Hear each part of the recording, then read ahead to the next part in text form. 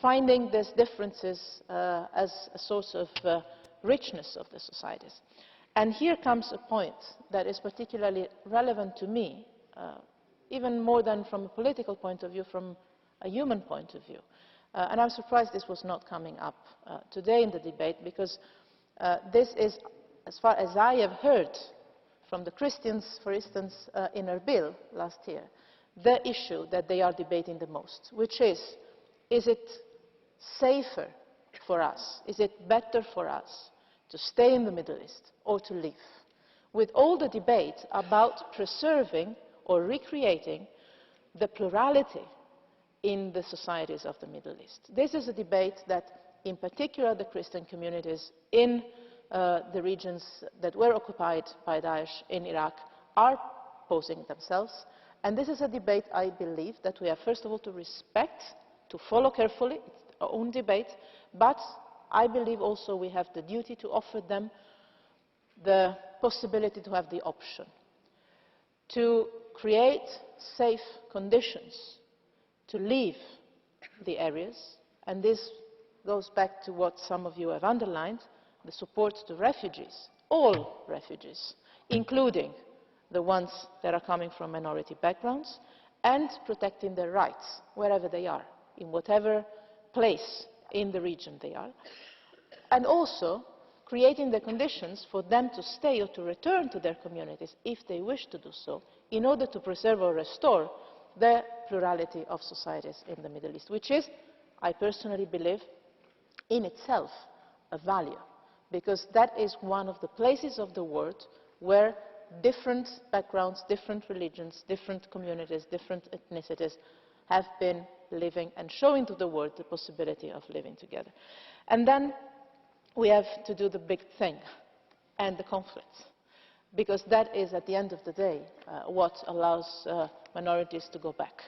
And an additional point, that is what comes together and after that, and sometimes also not in places where conflicts are, but in places that are getting close to crises that are becoming major ones, which means investing in the openness of societies, in the democracy of the institutions, in the respect of human rights and rule of law, in pluralism and inclusiveness in the countries around the world, everywhere, not only in the Middle East. Now we're talking about a specific case, the case of Daesh, but as many of you mentioned, this is something that happens everywhere in the world, in Africa, in Asia. Don't forget Libya, where we had victims, Christians of different origins, Ethiopia or Egypt, killed even recently. We have to look at the bigger picture. So act immediately with all our support, humanitarian support first of all, work on the conditions for the respect of minorities and pluralism and inclusiveness in the immediate and in the long term, and put all our diplomatic efforts to put an end to the crisis and to defeat, in this case, the big source of problems for the religious minorities in the Middle East, which is Daesh. Thank you. Vielen Dank, Frau. Thank you very much, Commissioner Mogherini. That concludes debate, and the vote will take place during our next part session, not tomorrow. So we now have a statement by the Vice President of the Commission, High Representative of the Union for Foreign Affairs and Security Policy, concerning the triggering of the Mutual Defence Clause under Article 4270 EU. Ms. Mogherini, you have the floor once more. Merci beaucoup, Monsieur le Président. Ceci ne sont pas.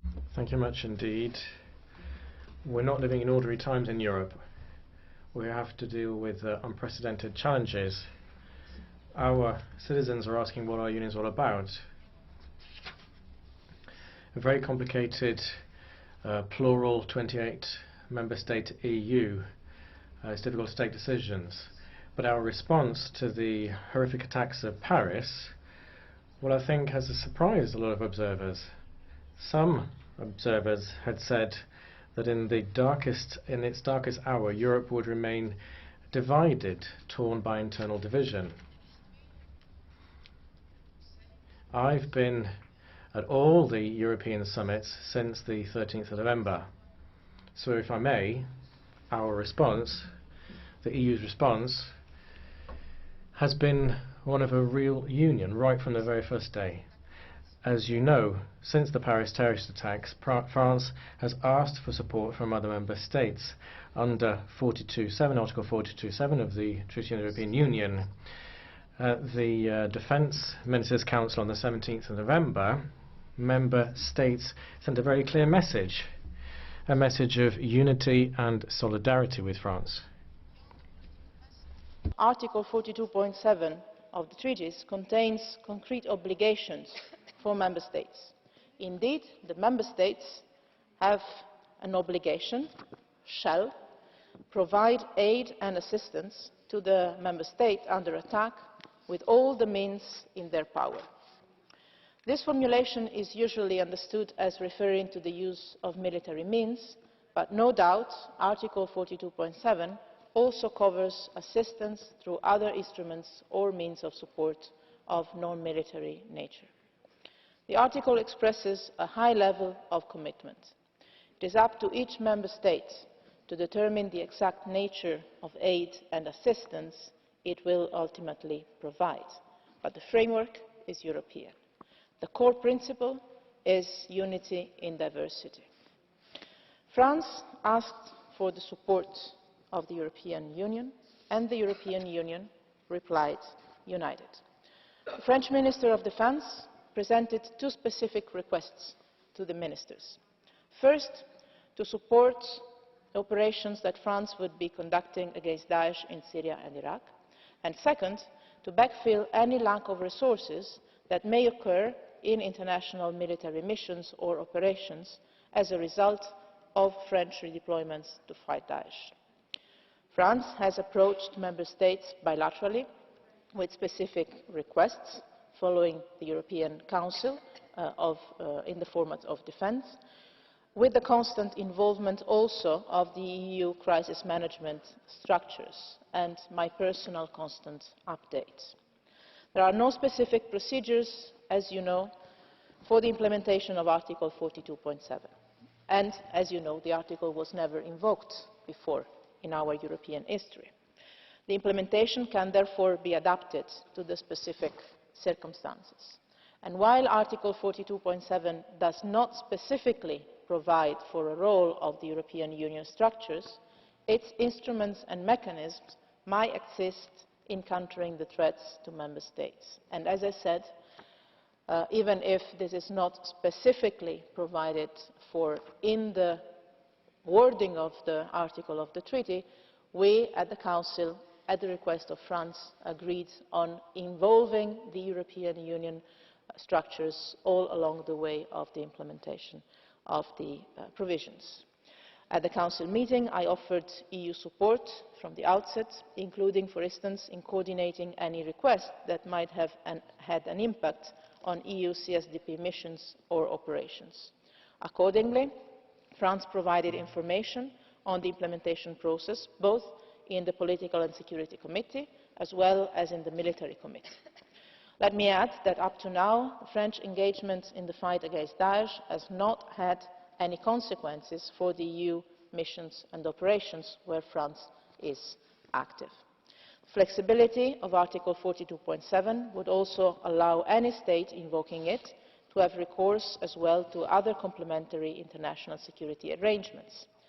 The article itself refers explicitly to the fact that, I quote, "commitments and cooperation in this area shall be consistent with commitments under the North Atlantic Treaty Organization for those states which are members of it."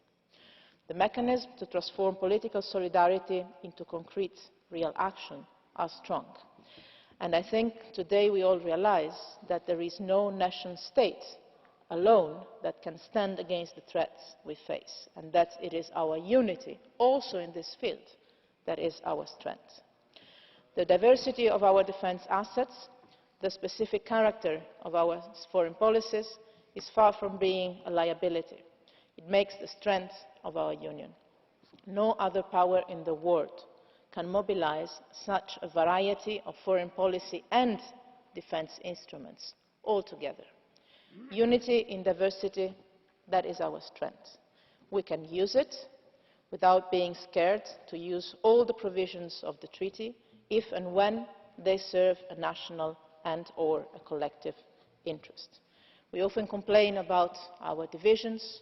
Let me say that it's also the case of being proud of our unity and strength where we find it. Thank you.